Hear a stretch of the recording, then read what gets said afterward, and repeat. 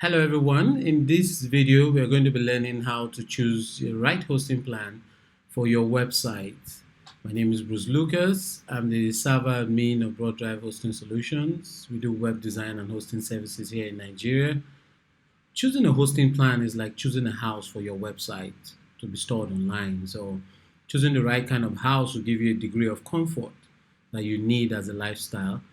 But choosing the right hosting plan in the same vein will give you the best performance for your website. So it's very important you choose the right hosting plan that helps your website deliver the best value that you need to see. There are three main types of web hosting plans. You have the shared hosting, you have the VPS or cloud hosting, and then you have the dedicated hosting. Let's dive into looking at these different types of hosting plans. First, shared hosting is like having one building with over 100 or 200 occupants, and they all get to share the same resources and strain those resources. So, shared hosting plan for your website means having one server and having multiple people hosting their website on the same server. And so you get to share the memory, you get to share the processor of that same server. However, the web hosting company creating that server to share resources would put those resources as a very low cost, and then we'll get to manage those resources effectively to see that all the websites still get to enjoy a good performance. In VPS or cloud hosting, you can have one server but divided to very few compartments. So you can have just 6 people on that server, 10 people on that server, and nothing more.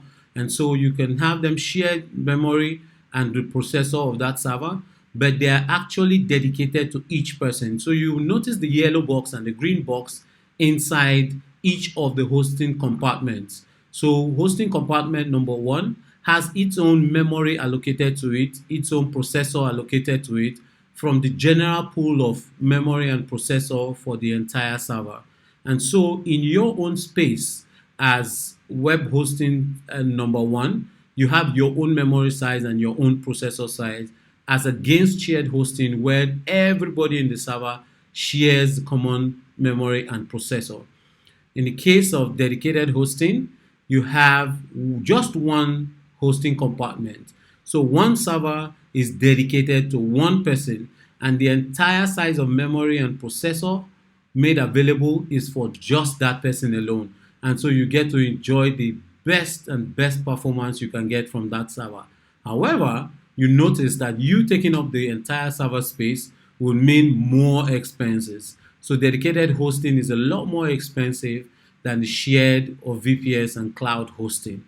Now, in choosing your hosting plan, whenever you visit a web hosting site, you get to see the prices arranged in a format like this. And then you see shared hosting, cloud hosting, dedicated hosting. And then there are features under that hosting that describe what you're paying for as shared hosting or what you're paying for as cloud hosting or dedicated hosting. Let's look into the features that matter when choosing a hosting plan. First, the disk size. Because you're going to be storing your website on that server, you need enough disk size. And because you're going to be sending and receiving emails, those emails would also be stored on that server. The database of the application you'll be using would also be stored on that server. So disk size is actually one of the most important things you should consider when choosing a hosting plan. And they are listed amongst the features of the hosting plan you're about to select. The next thing is the bandwidth size. So that's how much of data transfer you can and traffic you can have to your website visitors. Think of it like job recruitment here in Nigeria. Whenever there's a job application open and there's a link for people to apply, the website typically goes down because too many people are visiting the website at the same time, and so people will start visiting that website later at night when there are less people on the website. So your bandwidth size gets to tell how much traffic, how much website visitors you can have at the same time, and that is very important. The next thing to choosing a web hosting plan is understanding the uptime. Now, websites are supposed to be available 24/7, 365 throughout the year. And so in choosing a hosting plan that offers you constant availability online is very important, very, very important. And lastly, technical support.